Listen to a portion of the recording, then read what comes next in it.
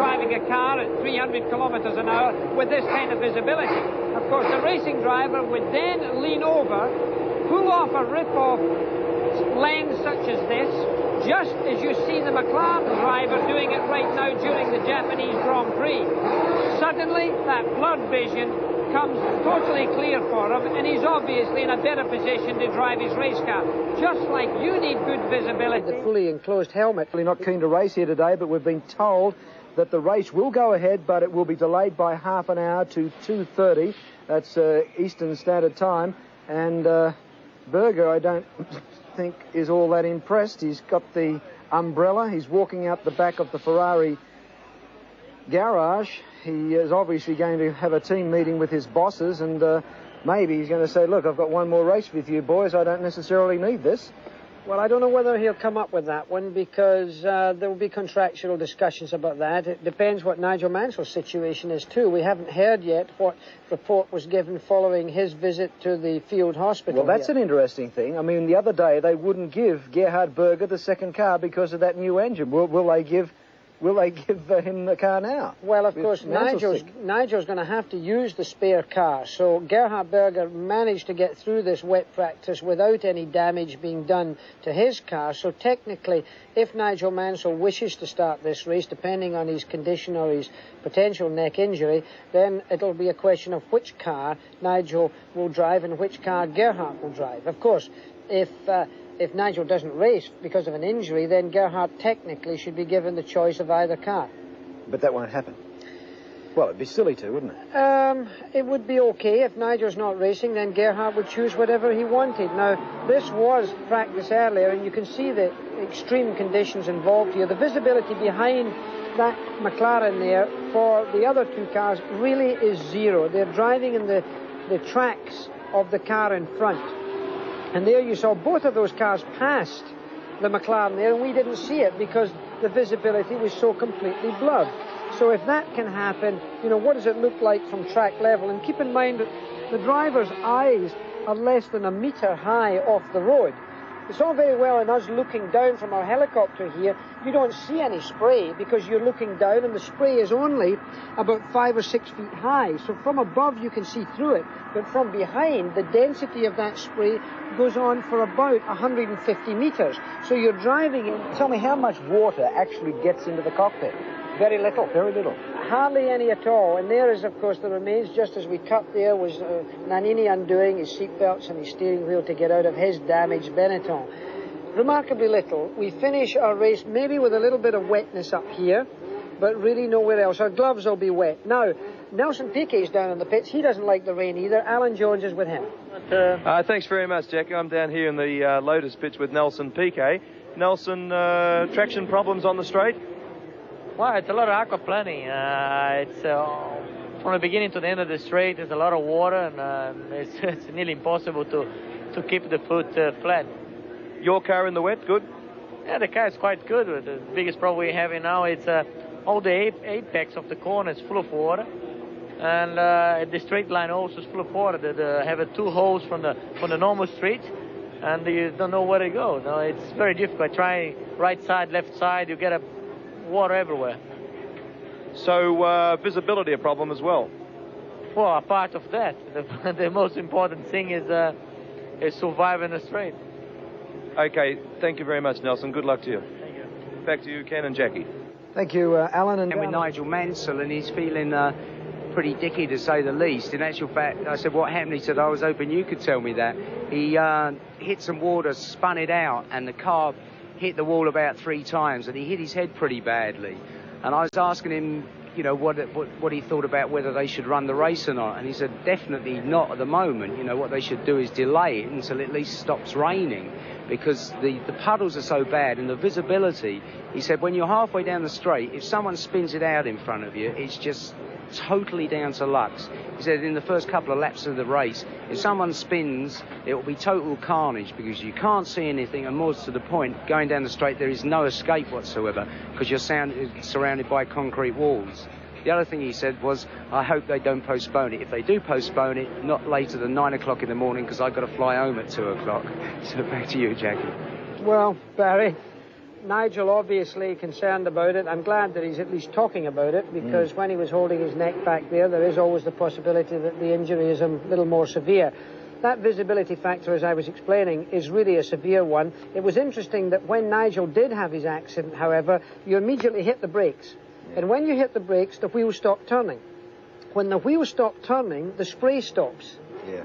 So in fact, in an accident of that kind, if somebody spins in front of you, they get on the hooks, and in fact the visibility is very clear because there is no spray. The problem relates to if you're behind another car and you suddenly dart out from a sprayed situation and find a damaged or spun car on the right hand side, for example, that can be serious. All right, Jackie, time to regroup. We'll be back right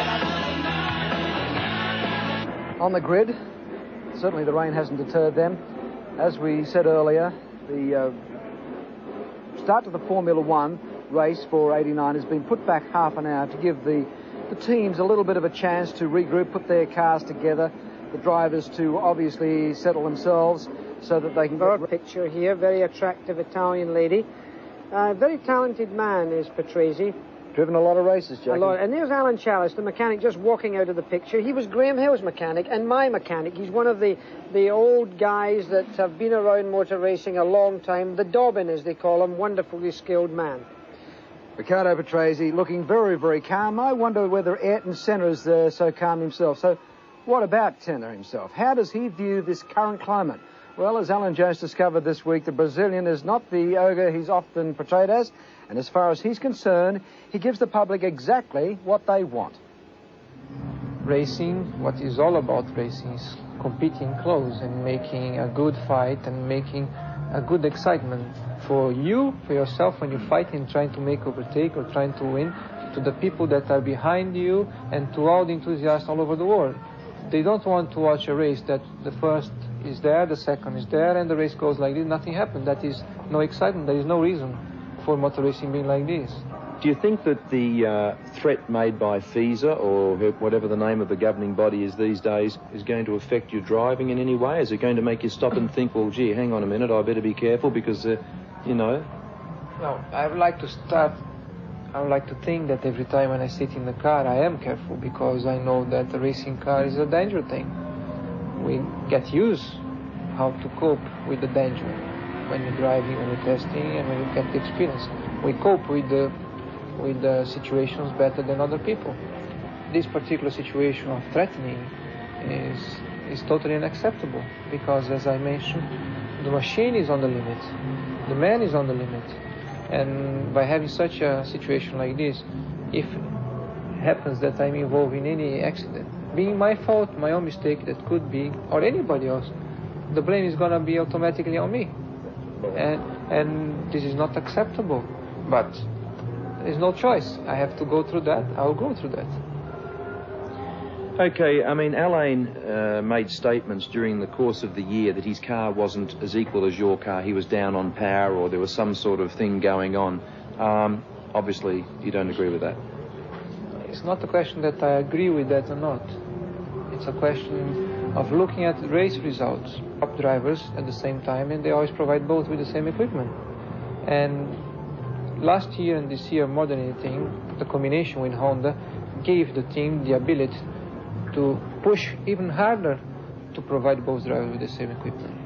I have blown up, or I have not finished many races that he has finished, and he has won. So if anybody had some technical problems, it was me, not him. The result speaks by itself. Sure. Ayrton, what do you think of Alain Prost, the man? Not the driver, not the teammate, but Alain Prost, the man.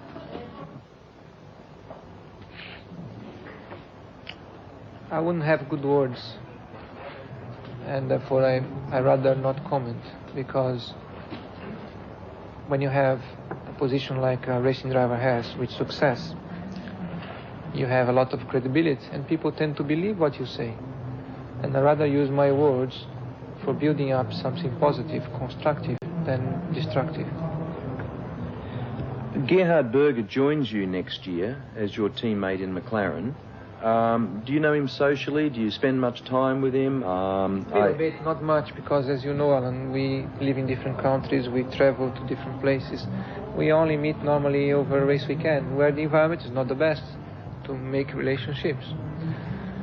But I know him a little bit. We've been together outside racing a little bit, especially lately. And he's not easy.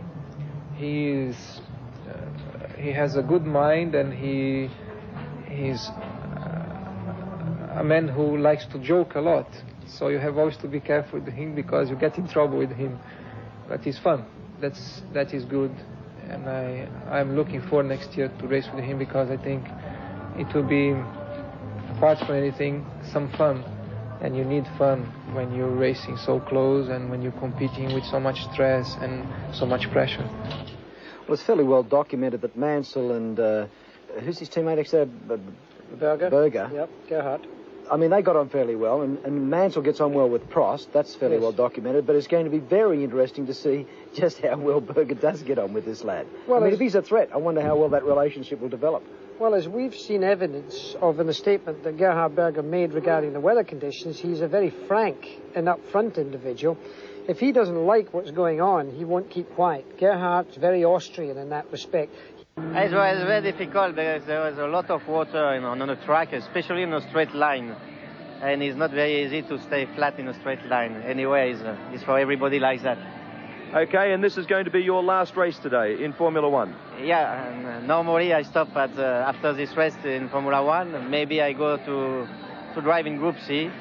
And I like the wet track, but it's very difficult to stay on the road. And I hope to finish in well condition, to have a good finish for my career in Formula One. Do you think if the conditions remain like this, they should think about not having the race, or do you think they should go ahead and have it anyway? For me, I hope it's rain when you start, and it's rain for the race, or it doesn't rain and you go to the normal track. But if you start it rain and after we must stop for the tires, is not very good for everybody. But the weather is like that for the moment. Okay, thank you very much, René. Back to you again, Jackie. Well, there was Rennie. He's the man for all seasons. Let it go, he says. That's right, but he also said earlier today, when the group photograph was being taken, that he was going to retire after this race. So it may be the very last race for René Arnoux.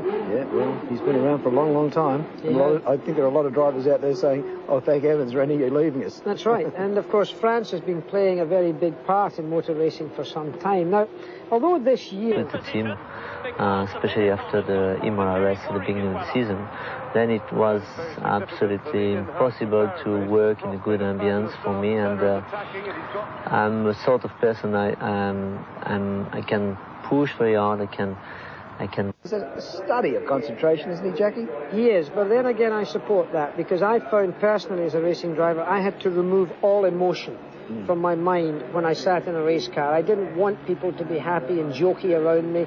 I didn't want people to be serious, sad, or anything else around me. I wanted to be in my own. No, I wasn't cranky. I didn't want to get cranky, because then my emotions would come into play. The whole business is to remove emotion, and that's what he's doing right now. He's got his helmet on earlier than most people. He's in the car earlier than most people. He's getting his preparation, his countdown done earlier than most people. And when that green light goes on, I described it like I was an overinflated rubber ball when I woke up the morning of a race. When I bounced that ball up and down, it was so overinflated it bounced everywhere. It was difficult for me to bring it back to the middle of my hand. The nearer I got to a race like Senna is now, the deflation of that rubber ball made the bounce control much easier. And by the time I slipped into the cockpit as he is now, that rubber ball would have deflated completely, and there was no more life left in me emotionally. Therefore, when the light turned to red and then turned to green, I was ready to go without any interference. All right, we've got the red light, we've got to stop, but we're going to get the green light right after the break here at Adelaide. Don't touch that dial. There's more Grand Prix action on 9 World Motorsports.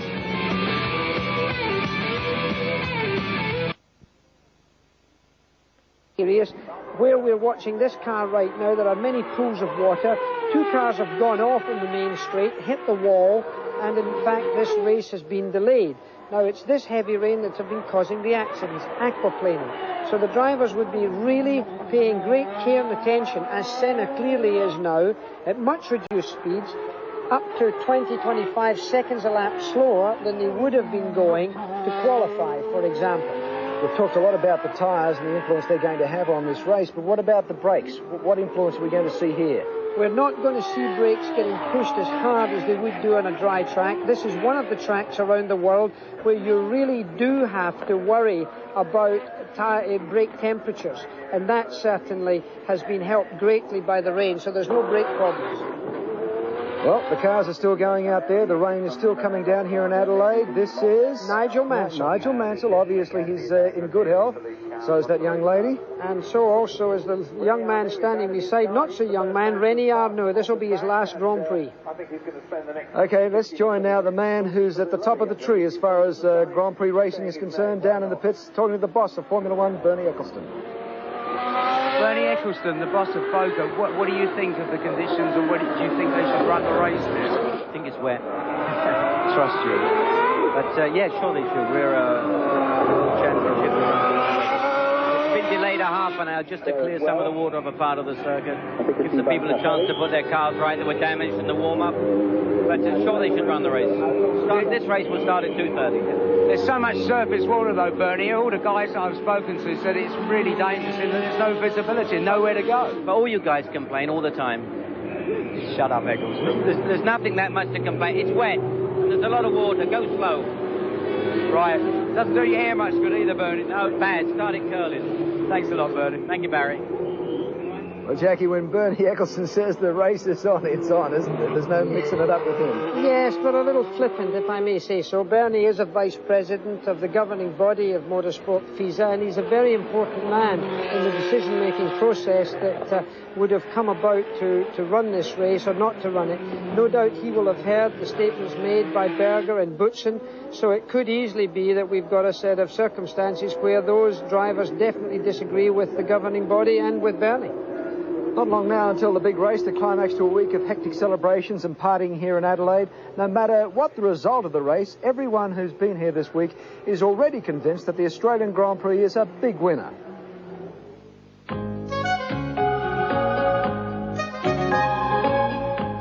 Your lives? Well, really noisy, yeah. Yeah, because we both go to school pretty close to the city. You can hear the cars all around the place. And it's really busy in town when you go shopping and things like that. Doesn't affect my life. I think it's terrific.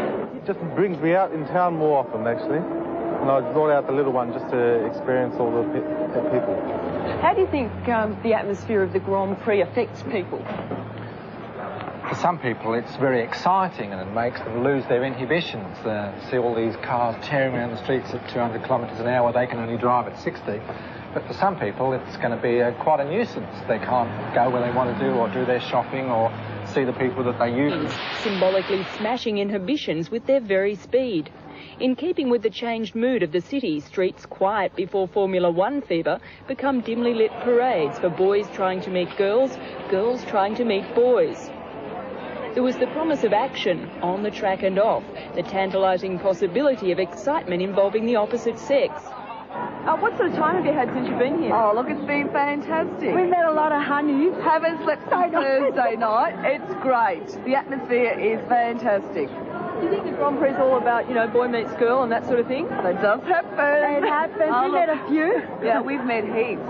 Even the F1 machines themselves can be sexual. Phallic symbols flying around the track. The men who drive them sending many girls' hearts aflutter. I'm yours tonight. To you all the time? Not all the time. Sometimes just for public relations. Public relations? Yeah, this is public relations. At the Team Lotus cocktail party, the stars seemed quite relaxed. Lavato ragazzi. I mean, you watch these ladies out here. They're all... And some of the women there confirm that the drivers are a big part of the attraction to Formula One. They're very talented.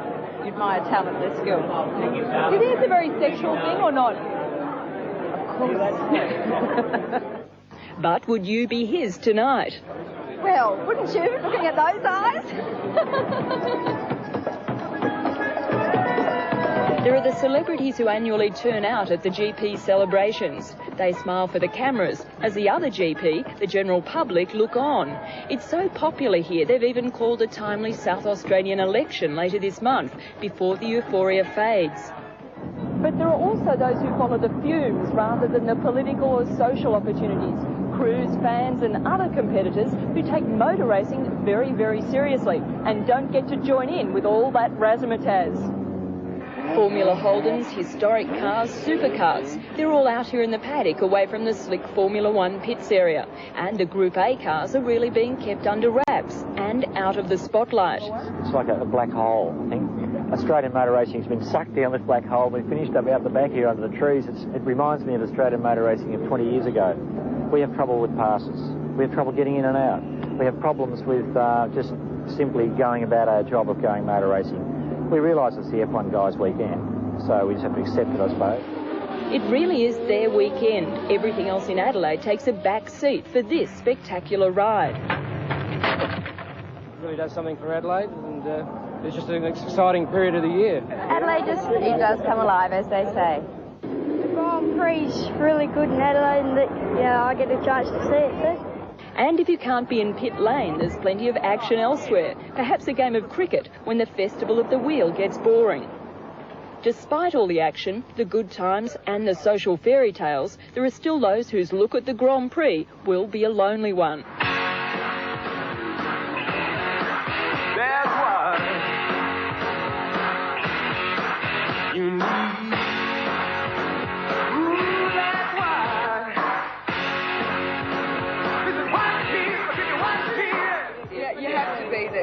You really have to be there. I'd say they'd be in honeys too. I mean, all the guys here are just great. I haven't seen one ugly one yet. Good lad. Hey, they're out doing a bit of hunting. It's a race, and I guess somewhere in Australia the sun is shining today, but certainly not here in Adelaide. Ayrton Senna has got the umbrella up. He's holding himself there, keeping the rain off him as dry as he possibly can. And I guess just getting a few last little minute requests getting out of the road there, Jackie. Well, there's Alan Prost also plugged in. He's got his radio on. He's probably chatting on his radio to his people. It's a lot easier than having to shout to them. Alan holding the umbrella there to try and keep some of that rain off. It is incredibly wet here. Very, very wet indeed. There's Martini, who's in third position on the grid. Remarkable young man. Gone very quickly. Whether he can do it in the race is another matter. Slippery out there. Whether the Pirellis can hold up against the Goodyears is another matter also. Martini, however, is far up. Now there's Alexandro Nannini in the Benetton with the Ford engine. He had an accident during the wet pre-race session, damaged the car severely, and in fact is on his backup car. Probably hasn't driven that car round here. Certainly hasn't driven it round in the rain. So this is a little bit of a tentative job for him. Just saw a sign there, Jackie, said radio off. It was just a little board. What would that be pertaining to? It was regarding his radio, probably. He's got a radio that can transmit to his pits and to his crew people. It may be that they've switched the radio off. And there is Riccardo Patrese. I noticed they do a lot of, whilst a lot of the communications is done by radio, there's also a lot of yelling going on down there. How hard, how difficult is it to hear, even with the engines off, with those helmets on? Oh, not too difficult. When you've got a radio in your crash helmet, a microphone in your crash helmet, and you have earpieces connected to your helmet also, that is no problem. If you've got to get above that, then of course it is very noisy and it's very difficult to hear because those helmets fit very tightly. They have to if they're going to stay in the right place during an accident. Patrese, very experienced driver, great number of Grand Prix, and there is Nigel Mansell, who had that accident earlier. We saw him being taken back in what appeared to be a painful position to get himself checked up at the medical centre. Look how heavy that rain is. Those are the wet weather tyres, and that is the car of Nigel Mansell covered over. Nigel's out of the car walking about. I wonder if he's got overshoes on, because normally you try to keep your racing shoes as dry as possible so that they don't slip off the pedals. Normally you get into a race car and then a mechanic will have a towel and wipe down your feet. There is the young Modena. Man of the future. The future of Grand Prix racing? They say so. He's been a man of the future now for a couple of years, however, and we've just got to be sure that he's going to make it. A lot of fellas get to the bubble and then don't just get the rest of the way. What these fellows have got to do, though, Jackie, when they're coming in at this end of Formula One racing, they have got to get more out of the car than they're entitled to, haven't they? Oh, yes, it's not an easy matter. Look, Pross, how relaxed he is. He's doing an interview. Yes, he is. He's a charming man. And when we come back, we will be welcoming the world.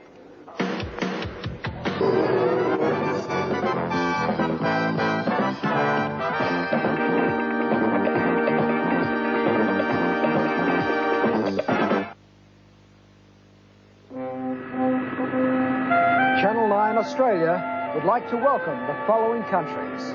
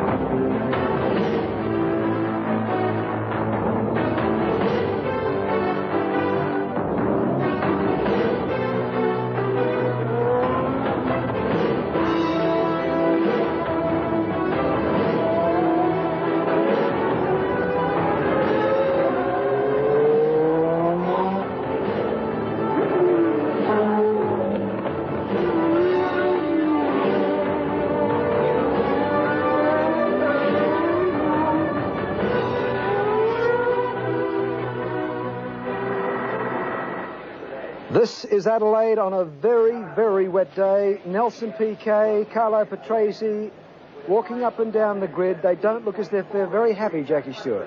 I would have to speculate from my position up here. There's a severe argument going on. There's Nannini. I would suggest, and there's Gordon Messies, the team manager of Benetton, trying to listen to what the drivers are saying. I would respectfully suggest they're trying to call a halt to this race, but Barry's down in the pits. Barry, with you. Alan, what's going on? I think I'm very sorry, it's not me, it's not myself, everybody agree not to start. I think it's ridiculous, and we wait for half an hour more, half an hour delay, and that's a regulation. We can wait half an hour delay. But I can't understand why we wait half an hour, then maybe we cannot wait another hour, It's ridiculous. Situation in the straight is unbelievable, If one car spins in the straight, it's a disaster. Okay, there's a lot of races we have done in the past on a wet track like this. On the visibility side, it's worse than Spa and worse than Silverstone. On the aquaplaning, it's worse than anything I've seen in my career in the straight line. Okay, maybe nothing happened. I say, okay, that was a good race. But if something happens, it's going to be a big one today. And I think it's ridiculous. It's the last race of the championship. And nobody wants to hurt himself, Maybe we can wait 1 hour, maybe 1 hour and a half. Nobody wants to take a plane tonight, and I think it would be better for sport anyway. Yeah, not only that, all the drivers are saying if you lose it down the straight, there's nowhere to go. No, I've tried again, push maybe a bit harder, and was in fourth gear in the straight. I almost spun, and I was alone. And behind the car, you can't see very well the paddles. It's very dangerous. Okay, thank you, Alan. Back to you, Ken. Thank you, Barry Sheen. Barry Sheen talking there with Alain Prost. He is a very, very disappointed man. He didn't want it to happen that way. He's going to carry the can for that because he is the world champion. Yes, and there's Nelson Piquet and his fiancée. He's a man who never gets out of his car before a Grand Prix starts for at least 15 to 20 minutes. He's out now, so I could be almost sure he's not going to start under those circumstances. Nigel Mansell, he doesn't quite know what's going on because he's in the garage at this time, not out with the other drivers. Alain Prost, because he's got such a profile, because he's looked upon to be the professor, because he has an interest in safety, he'll carry the can, as you say. Ayrton Senna, ironically, is still sitting in his car. Now, Barry Sheen's back down in the pits, this time with Nelson Piquet. I've just been talking to Alan, and he was explaining his position. What's your position and thoughts on the situation? Well, the position, it is a very particular circuit. They have aquaplaning in a lot of places. It's raining very heavily. For sure, if you start the race now, after one lap, we'll be finished the race. If you don't want to start and say start and after you stop, but if you start now, you have a very big danger in the first lap, have a big accident, and maybe 5 or 6 cars will be a big shunt, and maybe somebody can get hurt. Because apart you don't see anything in the straight. Second, you have aquaplaning. Aquaplaning is the most difficult thing. It's not a mistake of the driver, but you come in the straight, and the car slide, and that's it. You cannot do anything. You know, I think the way it is, it's impossible to start. You know, it's no way. Ayrton's still sitting in his car. Ayrton Senna's still sitting in the car. What's the thought on that? Well, he's in a much better position. First, he doesn't think about another driver. Like, he never thinks. Second, he's in a pole position. If he starts in the front, he don't have a problem to get a traffic in front of him. But he never been together to any driver. That's the reason. Huh? Okay, thanks, Nelson. Back to you, Jackie. Well, I just noticed they've hung out the 3 minutes to go card, and there's the very serious face of Nigel Mansell waving to try and attract somebody's attention. What do I do, he says, puts his head back in his hand. And the 3 minute sign is definitely up there. We're looking at it. There is Alain Prost going down to speak to the officials, now down at the starting podium. He is explaining the position of the drivers to some of the officials. There you see the Leighton House car. There you see the official starter up there with his board. The next board he'll be looking at is a 2 minute board. Well, just down the front of him is Alain Prost, who is obviously putting a point of view across here. And the press, the international media are following him down. Glenn Dix is doing the countdown. As far as he's concerned, it's business as usual.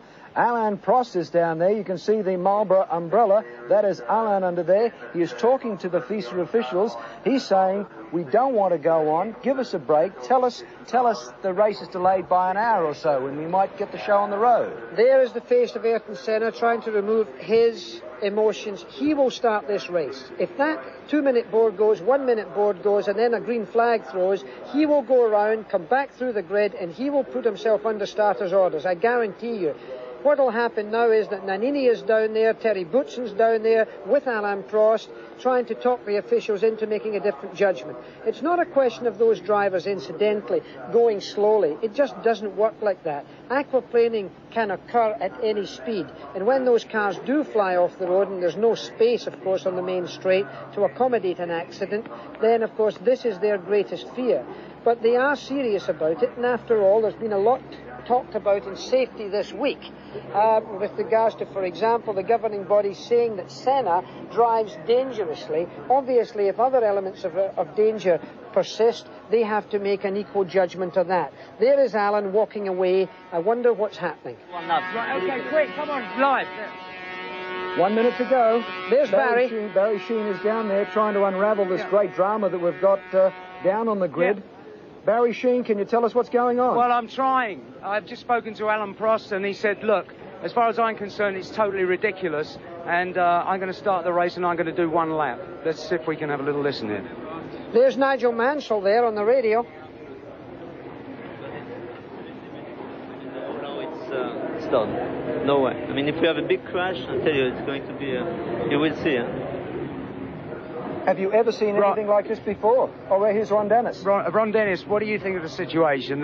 Every driver has said, well, not every driver, but 99% of them have said it's too dangerous. What do you think? I think the officials of the race, as they are continuously pointing out to me over the last few days, are the people that have to judge the situation. If they start the race, then they take the responsibility, and we will start. So, in other words, they're just endorsing what you already think about them? I have no comment. Okay, thanks, Ron. Well, we can read from that. We can read from that that Ron Dennis, and we know that he doesn't think too much of FISA at the present time, but that's an ongoing war. Nigel Mansell appears to be getting ready. I'm wondering, Jackie, have you seen anything like this? The drivers have got together. There's a certain amount of consensus amongst them. Yeah, I've had it myself. When I was president of the Grand Prix Drivers Association, I certainly had to make a very similar decision, not, funnily enough, under wet weather conditions, but under another safety element. The drivers have a habit of flaking. They make a decision, they say they're not going to do something, and then they go out and drive like hell. And I think that's what you're about to see. In fact, these drivers have a choice of going very slowly, as Bernie Ecclestone pointed out, but he also knows the drivers well. There's Ginzani, who's going to have his final Grand Prix just in a few minutes. There's Ayrton Senna, who unquestionably is going to drive. I don't see any doubt about that at all. Ginzani's still not in the car, so maybe he's made that decision for himself. But, of course, the drivers do have the option, as Alain Prost has just illustrated, that he will do one lap and come in. This has happened with Niki Lauda at the Japanese Grand Prix in 1976, so it could happen again. Ginzani is going back towards his car, and I suspect he's going to start the race. It will be interesting to see what Nelson Piquet does, Terry Boutsen does, Nannini does, but my guess is, Ken, they will start the race. Whether they have the courage, if you like, to come in out of the rain is another matter.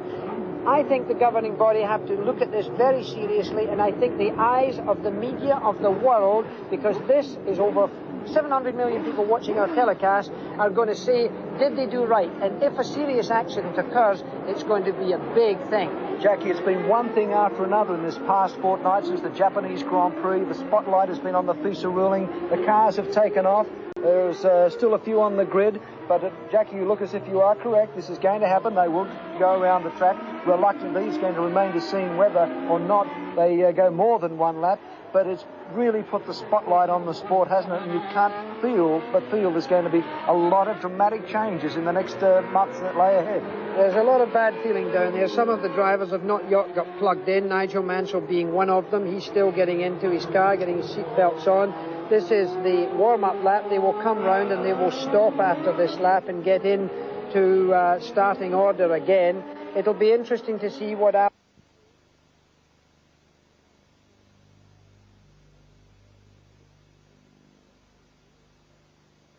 Another sort of protest, but that wouldn't surprise anybody right now. The drama is really unfolding. These are the grid positions. Ayrton Senna has got pole. Alain Prost is off the front row with him, followed by Pierluigi Martini, Alessandro Nannini, then Thierry Boutsen, Riccardo Patrese with the Williams-Renault team, Nigel Mansell with the Ferrari, Stefano Modena in the Brabham, 9, Andre de Chazris, Alex Caffey,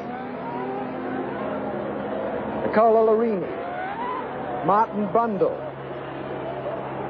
Emmanuel Pirot, Gerhard Berger, 14 in the Ferrari, John Alesi in the Tyrrell Ford, Irvin Capelli in the March Judge, JJ Leto, 18 Nelson Piquet in the Lotus, Philip Elio in the Lola Lamborghini, Derek Warwick starting from grid 20 in the Arrows, Piercarlo Ginzani in his last race, Eddie Cheever at 22, Satoru Nakajima at 23 off the grid, Olivier Groulard, 24.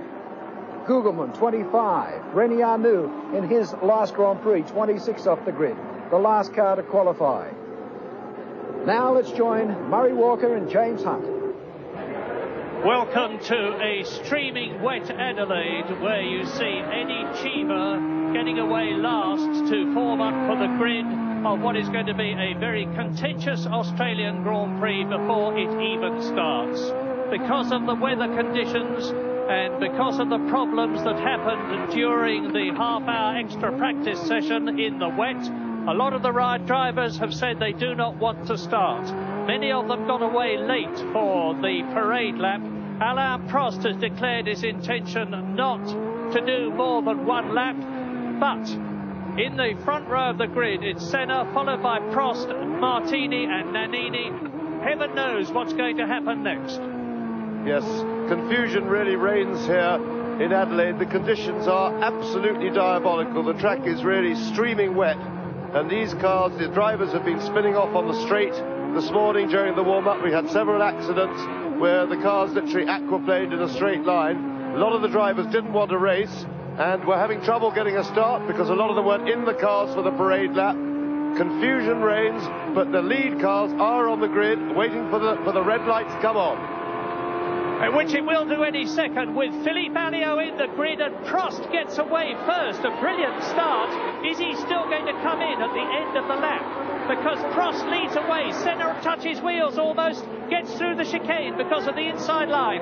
It's Senna leading, Prost second, Martini losing it, fishtailing, but just managing to keep control as Alessandro Nannini comes up alongside him and takes third position. So, Senna leading, Prost second, Nannini is in third position, challenged by Martini, but the interest and excitement is going to be whether or not Prost and Berger come in. Yes, they have both declared their intention that they don't like the conditions.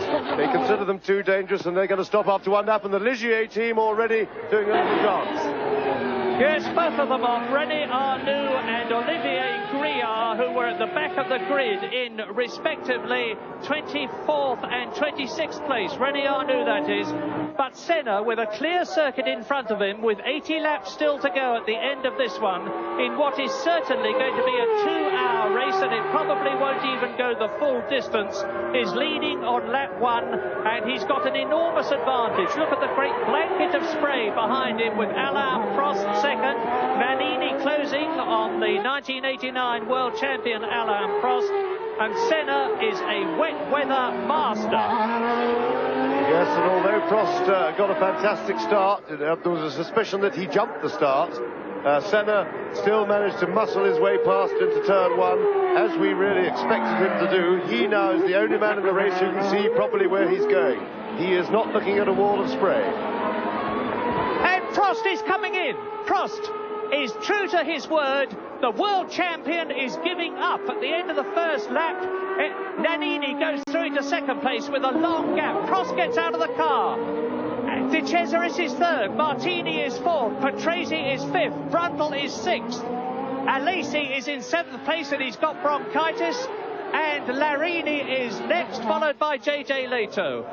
But now, with the Australian Grand Prix developing sensationally at the very start, even before the start, and then at the end of the first lap, Ayrton Senna is away. René Arnoux, who spun, is starting to come up through the field, and significantly, he was second fastest in the very wet pre-practice session. There goes Boutsen, and there's a spinner. It's one of the Brabhams. It is Modena.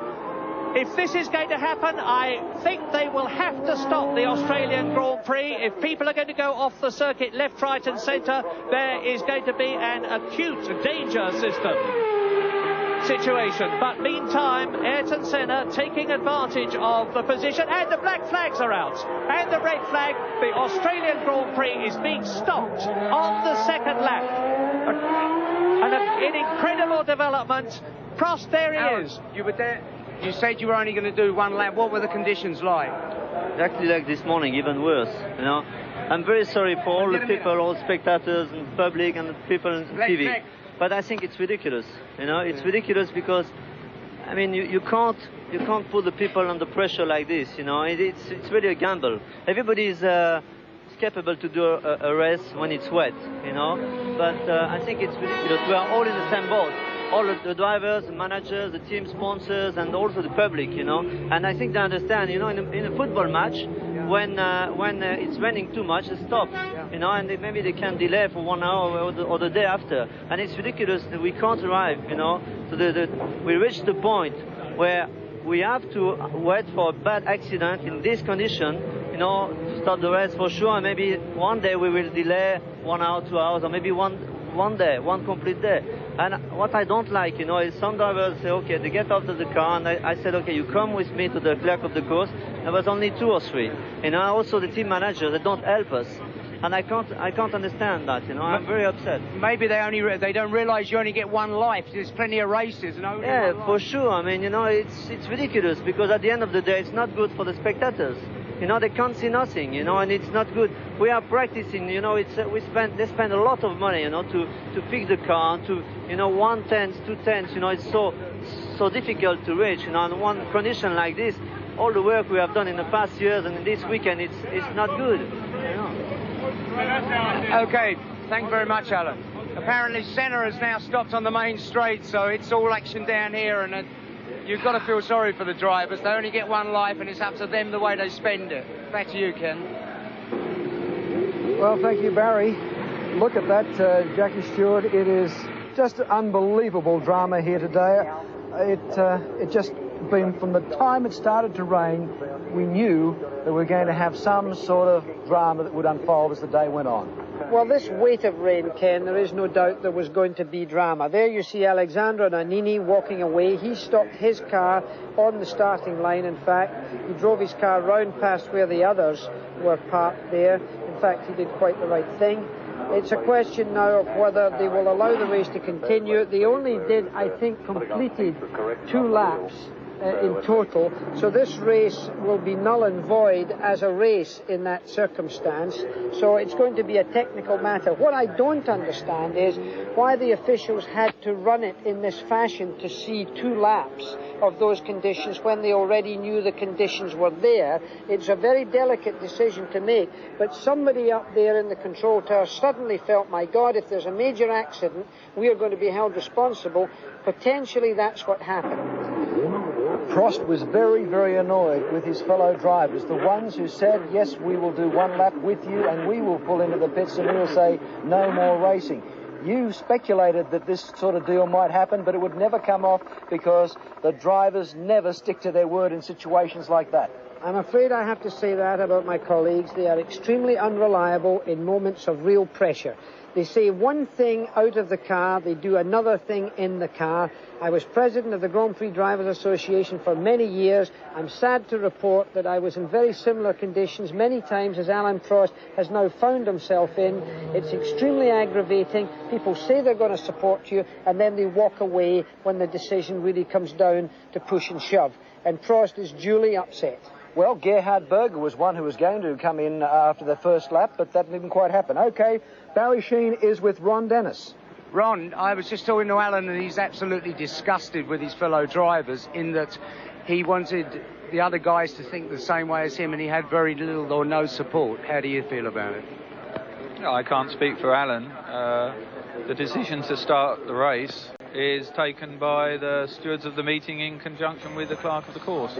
And I feel that if they seemed to feel that it was safe, then they were entitled to start the race. I don't think there was any serious incidents on the first lap, and as I understand it, speaking to Ayrton, he felt that the straight would be pretty much clear of water within a couple of laps. But don't you think it's a little bit of a case of officials playing with people's lives? No, I think that's a little strong. I think it's a case of. I think it's a case of. Yes, Ron. I think people know my views and where I stand. I have to be careful what I say, obviously, but I think what's taking place is best describing the circumstances over the last few weeks. Okay, thanks a lot, Ron. Well, that endorses Ron's opinion of the organisation of another start, Jackie. Yes, it looks that way. I think they're looking towards the sky more than anywhere they were going and where the water was lying. If I may just say that the Indianapolis 500, which of course is a high-speed race in a totally different set of circumstances, is always stopped when rain occurs. And it could be said that what happens in Indianapolis should not necessarily occur in road racing. But nevertheless, I think safety comes first. Now, the officials, we've just heard through our headsets, can suggest that Alain Prost is not going to be allowed to restart, and he has not been disqualified, but he will not restart the race. Now, in any case, I don't think Alain Prost would have restarted the race if the conditions were going to remain as they are now. Oh, I don't think there's any doubt about that. He'd made his point of view, and anything else would have looked fairly weak on his part. He stood by his principle. There is Bernie Eccleston, by the way, the man in the white shirt. under the umbrella. He's the governing body's vice president, and he's a very serious man. He wants to deliver, but at the same time, as we have seen him relate to the conditions, I thought he was a little flippant about the conditions. Bernie can be a very serious man, but I think under those circumstances it's got to be very carefully monitored who makes decisions and what the stewards say. That man also is one of the FIA representatives, and Bernie by far is the most powerful man here. Basically, what Bernie believes and thinks will be put over to everybody else. There's Barry Sheehan with Bernie Eccleston. Are you with us, Barry? I am now. Bernie, you've seen what the drivers have done. What's your feelings now and what's going to happen? They haven't done anything. They raced very, very well. The race was safe. They did a bloody good job. I'm very proud of them all. So what happened then, Bernie? How comes they only did one lap and they're all back on the grid? They only did one lap because the race was stopped because a car spun and blocked the track. So now it's a completely new race. Yeah, but doesn't it endorse the fact of what most of the guys are saying? No, all the people were running at the time when the clerk of the course stopped the race. Nobody else stopped it. Prost decided to stop before that. It's up to him. Nobody else stopped. And now he's decided to start, so it can't be that bad. So he's going to start the race now? Well, his car's there, so I imagine so. OK, thanks a lot, Bernie. Back to you, Jackie. Well, I think there's a lot of speculation and a lot of politicking from Gerhardt himself. That, incidentally, is J.J. Leto, the young Finn going down there. He's getting round the track. Right, we'll be back after the break from the drama-packed Adelaide Grand Prix. At the present time, he's running towards his car, I think. Is that Gerhard Berger? And there you see the car of Alain Prost sitting in the pit lane, incidentally, by the start-finishing line, because his team have taken his car from his garage down there. At the moment, there's no evidence of Alain Prost being beside his car. Bernie Eccleston did state that Alain Prost was going to restart the race because he saw his car there. That's the car of Ayrton Senna. He's in the car. We know he's going to restart the race. That's quite clear. And, of course, he was leading that race when it was supported that the track was blocked by spinning cars. Of course, that may well have been the case. We didn't see that on our television monitors. There you see Gerhard Berger walking down with our own Barry Sheehan following him. Is he going to his car or is he going somewhere else? Roger Benoit, the motoring correspondent of Blick, the Swiss newspaper. Barry, have you got anything you can give us right now? Yeah, I spoke to Gerhard in the garage while he was getting his helmet on, and he said he's going to take the start and he will carry on and do the race. The scathing comments he made about FISA were unrepeatable, saying that the only thing they were interested in is money, and he was very, very annoyed with a lot of the other drivers because they wouldn't stick together. And they said, look, it's life and we can't afford to lose it. We must be strong and stick together. So he's not a very happy chappy at the moment, and that's an understatement. Barry, if that's the case with Gerhard, where he's upset with the other drivers, why did not he stick with Alain Prost?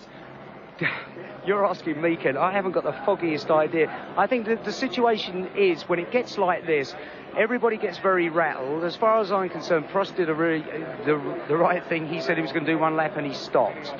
He made his decision and he stood by it. So, you know, he's a man of his word. What can you say? Gerhard has said that he's going to take the start and he's going to keep on going, and he expressed his anger with governing bodies and other drivers. So that's the way it is at this stage of the game, and no one knows what's going to happen. Yeah, well, the question is, why did not Gerhard, who apparently did agree with Prost, that they would do one lap and pull over? Prost has had, and you've got to admire him for better or for worse, he's had the courage of his convictions, and I'm wondering, Jackie, whether he is going to pay a penalty for that decision today.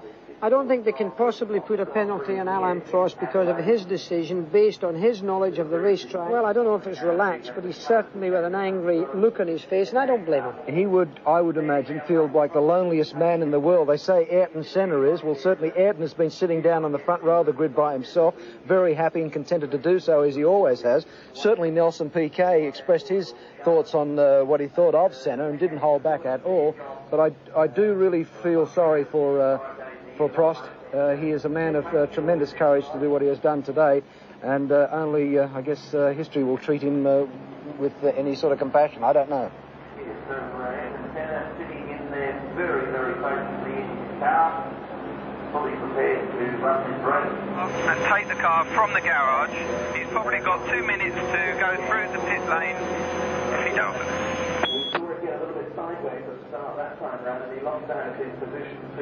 That's the radio system of the McLaren team. That, I thought, was Ron Dennis's voice speaking to someone. I think Ron Dennis was down by the car of Ayrton Senna. He was talking to someone back up at the garage of the McLaren team, and that was them discussing whether Alain Prost was going to start this race or not. Ayrton Senna would be hearing that, by the way, in his radio waves as well. He's still sitting, and here we'll get more chat. Thank you. No, it's not.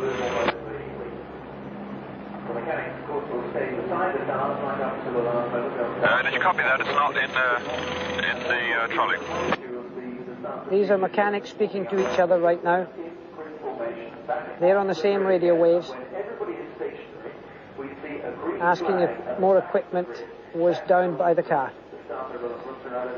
Back to the start right after this break.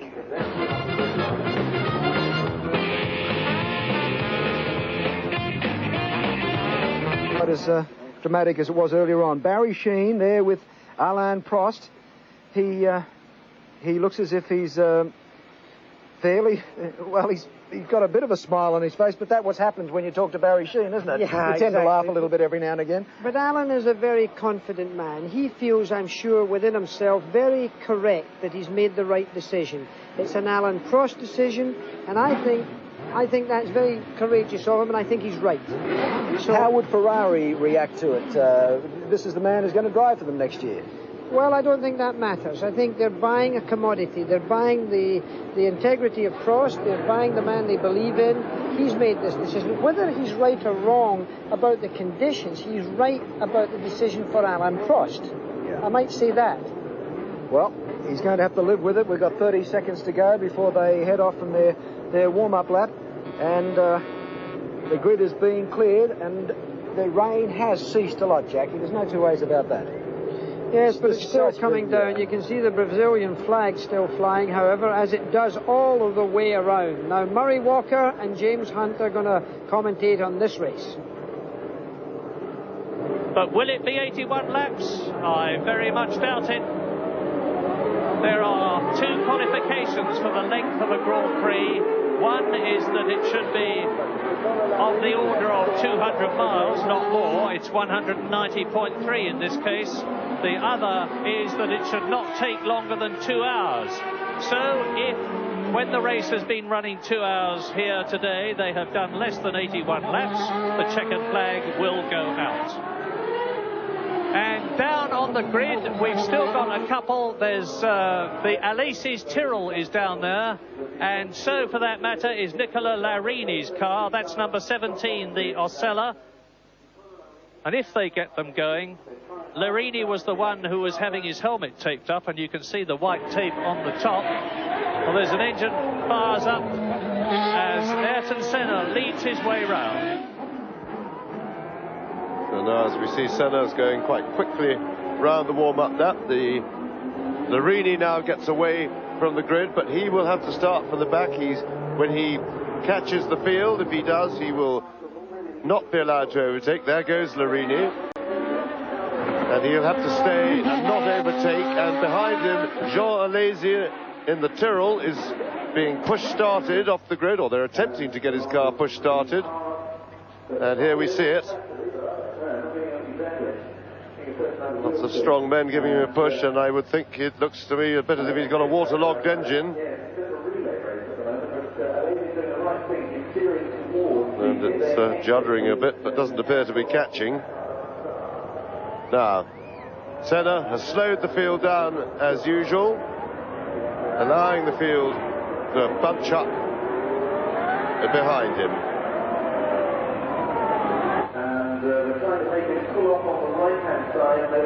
And it looks as if Alesi is being pushed back into the pit road and away to retirement. And of course now they've got the car stuck on the curb. They're very low, no suspension movement, and handling it a bit, but at least he's out of the way. I don't think he'll be too sorry, actually. Jean Alesi has got an attack of bronchitis and probably won't be too unhappy at the thought of not driving for 2 hours around this circuit.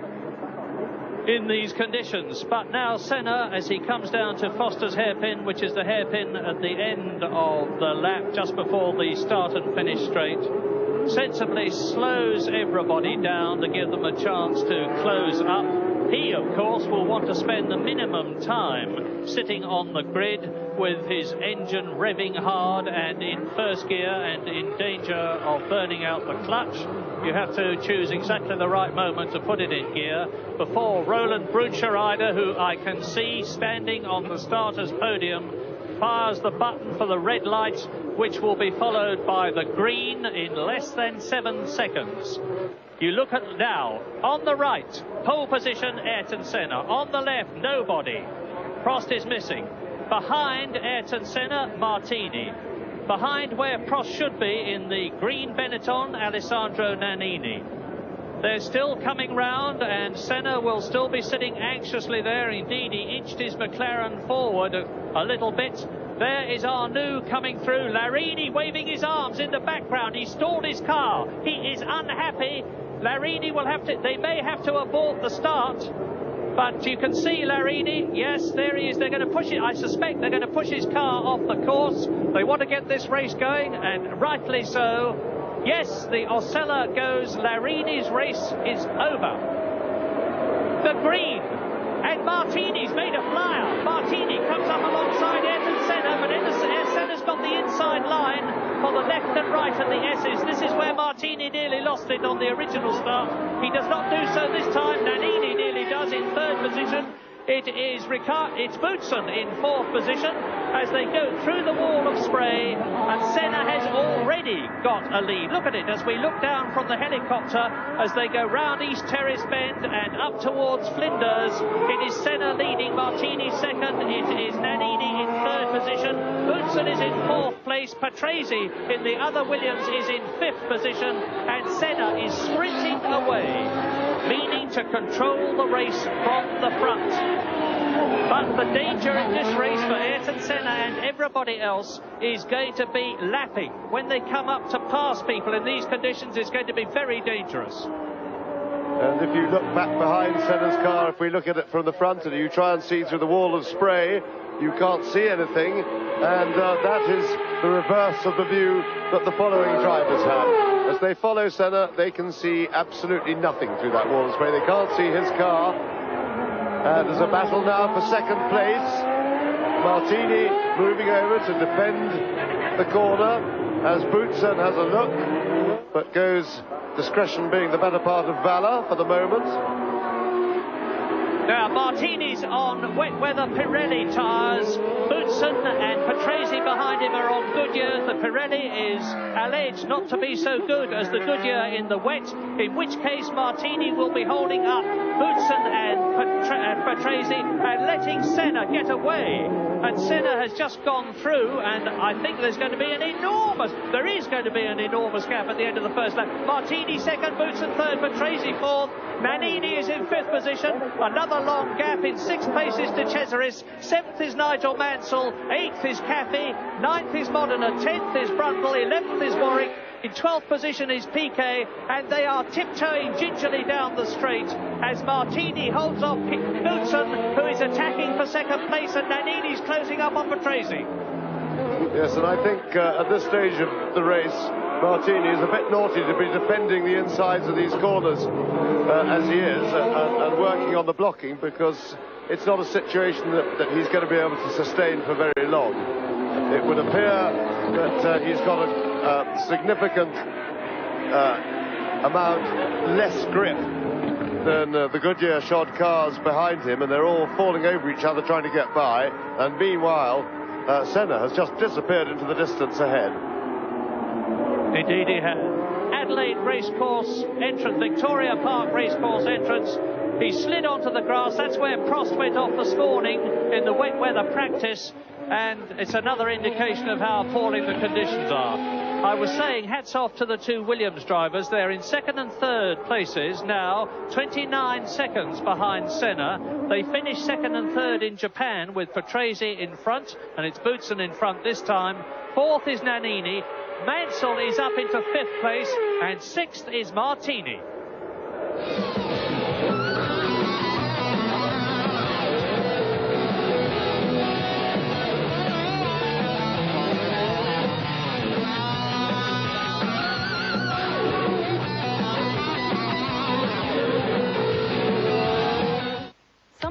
way together that they're not going to be able to restart on. They're out of the race. Jean Alessi, he didn't get started in the race, then joined the race after 5 laps, went into a spin straight away, and Alain Prost, in fact, did not start this race out of choice. And there you see another incident. That's one of the USF&G cars. He's had contact. It's Derek Warwick. Pouring rain for him, getting out of the office and closing it. Here you see the replay in his car. He strikes, he goes off, he spins a 360, he hits the wall, and there he's knocked his wheel right off. The wheel has come back into the cockpit, and Derek Warwick came out of the car. That's one of our on-car cameras out of this race, as well as Derek Warwick coming out. Impossible conditions here, very poor visibility for the drivers. There has been much conflict about the delayed start of this race. If you're late in joining our coverage of this Grand Prix, and now we, I think, are travelling in the car of Eddie Cheever. It's the remaining USF&G Arrow that's in the race. This is our on-car camera. Now keep in mind that he's not behind another car. I hope this camera is still alive later in this show, so that we can show you how difficult this. Look at the visibility now, very bad. So now let's join Murray Walker and James Hunt for commentary. Ayrton Senna has gone through, and there is Emanuele Pirro all around the circuit. Cars are spinning out of contention, and Pirro has just done exactly that. Now here we are with the on-car Arrows camera of Eddie Cheever, and on lap 10 in this 80-lap race, Ayrton Senna leads Thierry Boutsen by 27 seconds. Here is a replay of Pirro spinning off in the Benetton Ford. Third is Patrese. Earlier on about whether Mansell or Berger had gone out, and of course it was Berger. Mansell did there what Senna did in the wet weather practice this morning, spun through 360 degrees. Here it is again, and watch him miraculously catch it in exactly the same place that it happened to Ayrton Senna, in exactly the same way. In fact, if you could have superimposed the pictures of the McLaren on the Ferrari there, you would have had a mirror image. It would have been a multicoloured one. And there's Patrese. So it's Senna, and then the 2 Williams, then Nannini in 4th position. Nigel Mansell trying very hard. He had actually reduced the replay because we saw Boutsen back in 2nd place just a moment ago. So the 2 Williams cars having a tremendous battle. And there is JJ Leto, who's been making good progress through the field so far, following Cheevers.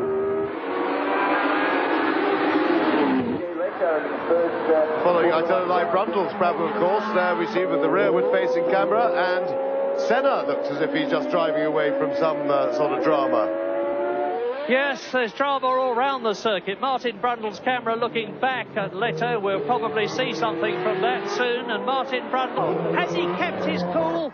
And he's got enough of a gap between himself and the 2nd place man to stay in the lead.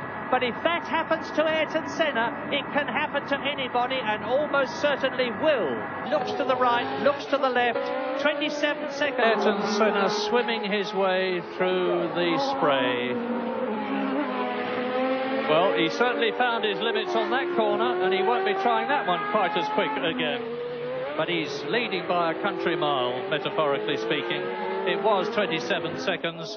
Let's see what it is now as Boutsen goes through in 2nd place, followed by Riccardo Patrese. Ayrton Senna is leading by 24 in place, and that's where they went off this morning. That's on the right-hander between Jones Street, Rundle Road, and you see the wheel spin as De Cesaris feeds in. See, they hit that curb. The marshals taking a very interested view of the proceedings, and De Cesaris was only just missed by the yellow Minardi of Pierluigi Martini, who is now... So now it's got to start all over again, and that looks like De Cesaris at it again at the same corner.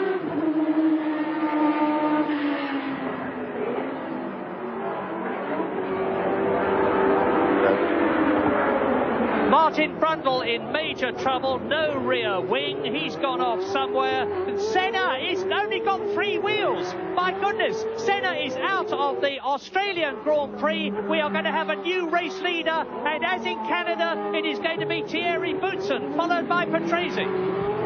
He may do a Villeneuve and try and drive the rest of the race on 3 wheels. And there's the tummy on the curb yet again. Well, this is the sensational development that finally rivets the World Championship, because there was possibly going to be, well, there was going to be contention if Senna had won this race, but even Ayrton Senna, if he comes in as he did in Japan, where he had a new nose cone put on, there is no way they're going to put a new left front suspension on the McLaren. And that means to say that Alain Prost... Alex Caffey having a little reversing practice there into the wall.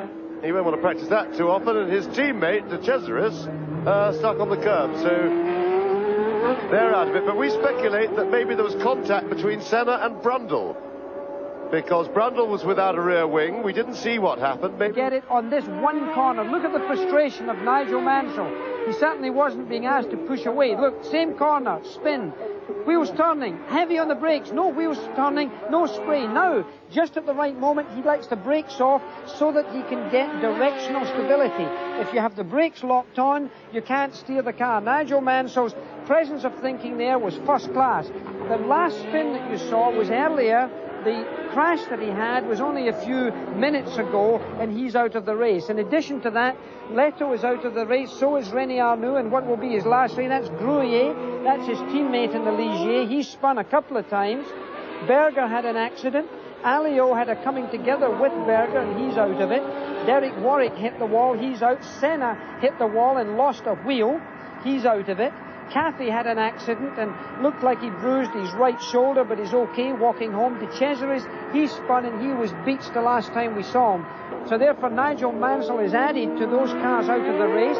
Terry Boutsen leads it, but I mean, it has been an amazing Grand Prix. Look, another spin, Gruyere, locked up, no spin, no spray, and then he collects it. Nannini is driving well, Boutsen is lapping Pirot right now. Pirot didn't see him. Because of the mirrors and the spray, he just didn't see him. Almost chopped the nose off of the race leader. 2.6 seconds. Nannini is closing up. Probably Pirot will be informed by radio and will get straight out of the way to let his teammate by, as he does. And Boutsen, an understandably rather aggravated person at the moment. But it's a long race, a long way to go, and I don't think the loss of 5 seconds on the circuit and Chiva having a... Oh, sorry. It's Piquet and the Osella of Pier Carlo Ghinzani. Nelson Piquet, the world champion of 3 times, has a colossal coming together with Ghinzani. And that is yet another 2 more of them. So that's 1, 2, 3, 4, 5, 6, 7, 8, 9 that I know about throughout of the Australian Grand Prix. There's probably 1 or 2 more dotted round the circuit. Here's the replay. Ghinzani, and thump into the back of him, and up his car goes Piquet. Yes, and that, you see, Piquet couldn't see him. He was braking a little bit earlier than Piquet expected. He could only see a wall of spray, and that really, and you see the wheel still on the track there. Debris very dangerously placed, massive waving of yellow flags. As Nannini, the leaders, are in 4th, 5th and position, 6 positions.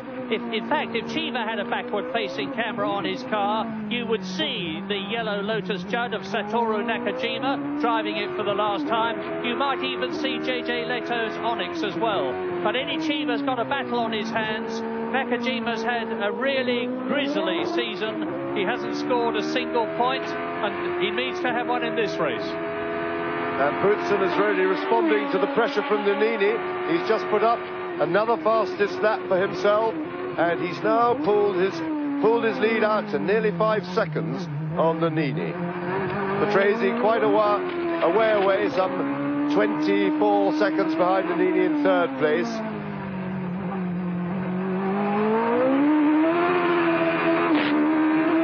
And that's about as much as the drivers see. And now Chiva breaking down for the Pitts hairpin. Very slow corner, and you can see all the grip.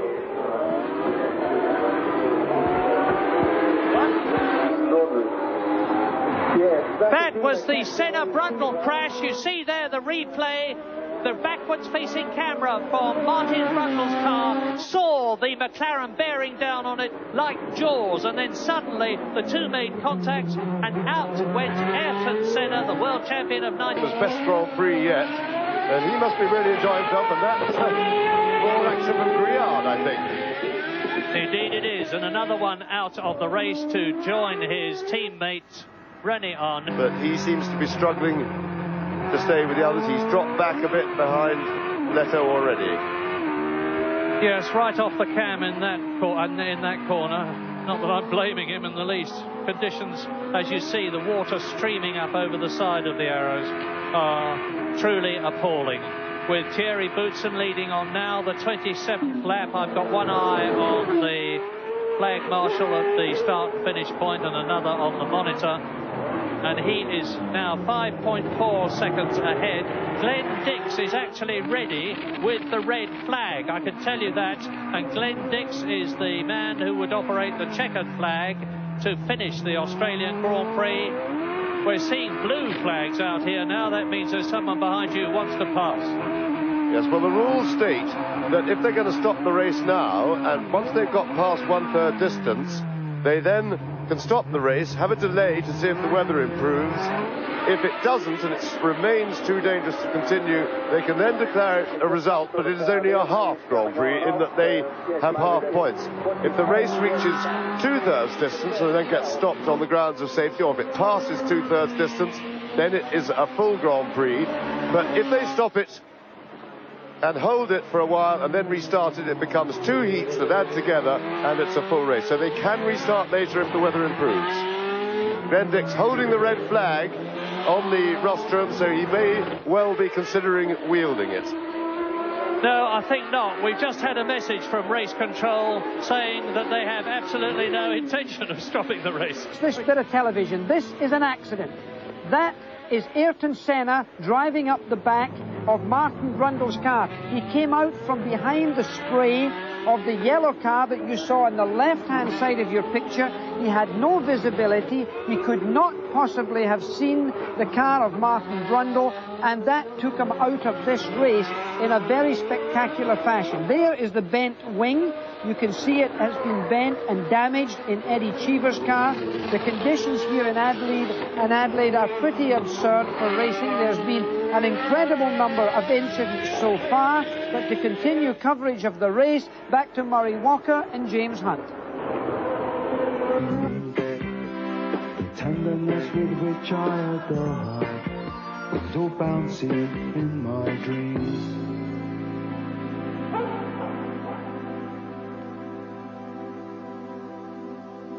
Are putting on a superb Grand Prix on an excellent circuit with truly impressive organisation and administration. In 1985, the Grand Prix came here for the first time, and it seems to have got better and better every year.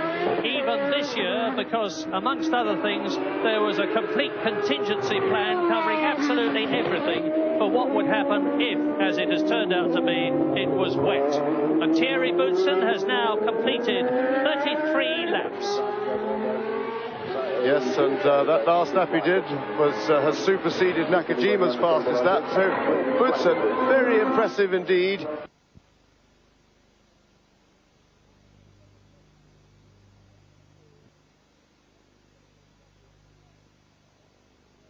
Australian back, Little taking a fantastic pass from Greg Martin. It is really tiptoe stuff. You've got to be tremendously light on the controls because all these cars are being designed for dry weather conditions. They get a lot more grip. They've got much too much power for the wet. The brakes are fairly vicious and violent, so everything, and the steering is very direct, and all these things are exaggerated in the wet, and the cars have to be treated with real fingertip control. At tremendous concentration because they get away from you with very little warning indeed. And it really is an exercise in great self-control. It's very difficult to avoid condensation. Nakajima doing everything he can to find a way through and succeeding. Well, the Japanese driver really is driving the race of his life, as James has said. The highest he has ever finished before was 1 4th position. He's had a 5th position, he's had a single 6th place too, but today he looks as though he's going to at least equal his previous record. Feel on top of it. Running in this race because of the type of conditions you're looking at now. A lot of cars have been going off on the track, and one of those cars was Ayrton Senna. He knocked a wheel off in a violent accident, and then he drove at least... Sorry, and Nannini is definitely catching. Nannini's got the gap down now to 17.5 seconds. He pulled another 2.5 seconds from Boutsen's lead on that lap 42. So Nannini is certainly making some sort of a play to try and catch Boutsen. Boutsen will surely by now have been informed by his team, and we'll see if Boutsen has been taking it easy and can now respond to this attack. Yes, look at Boutsen's car, just holding it. And whilst Boutsen is going quicker and quicker, and Eddie Cheever is trying to get going, never mind go quicker, he's stalled it, he's lost the engine, he's got the right front wheel off the ground, you can see it spinning there. He's not only stalled the engine, but he's beached the car. Now it's rolling backwards, he's on the surface. And there is the battle for 6th position between Pierluigi Martini in the yellow, white and black Minardi and the challenging Emanuele Pirro. Replay of Eddie Cheever. Let's watch and see what happens. Loses it, left lock, up over the curb, yes. Coming any second now. Just missed the curb, you can see it in the foreground. He stops, rolls forward, over the curb, and walks away. A disgusted Eddie Cheever is out of his last Grand Prix for Arrows, and I think he's going to be very glad indeed to see the back of what has been a disastrous 1989 for himself, except for the Grand Prix in his own hometown, Phoenix, America, where he finished in 3rd place. And Pirro is there, up into fifth position, ahead of Martini. New fastest lap so far for Thierry Boutou, our limit, and not the 81 lap limit. That, of course, was bound to happen when the conditions with rain and slipperiness have. Honda Shima does get that 3rd. From watching those monitors, that Thierry Boutsen's engine is in good yellow blazer with the checkered flag in his hand. There he is, he's looking for Boutsen, who is approaching him now, and there is 1 lap to go. Dix waves his hand, not that Boutsen will have seen it. Go up because it's touch and go.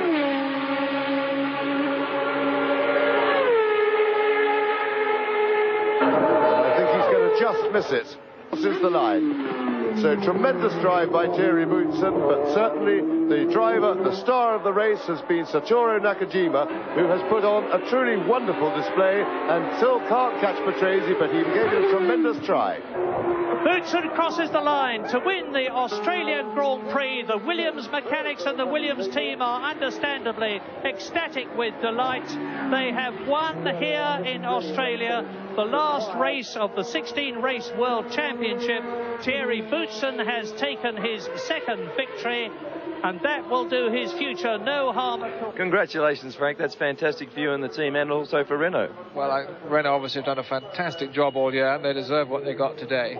And I must say, I think Terry's drive was masterful, because he just kept on the road when he had to keep on the road. Well, talking of Terry, I've got with me another very happy person, and that's Patricia Boutsen, Terry's wife. She had her fingers crossed. I think we all did. Yeah, it helped, I think, the fingers crossed, but I'm really happy for Terry. Grand Prix, Thierry Boutsen spraying champagne, Alessandro Nannini, and of course Riccardo Patrese. The Williams team finishing 1st and 3rd here today, Benetton finishing 2nd. Tremendous race when you consider the drama that has surrounded because of the wet weather, with what happened with Alain Prost,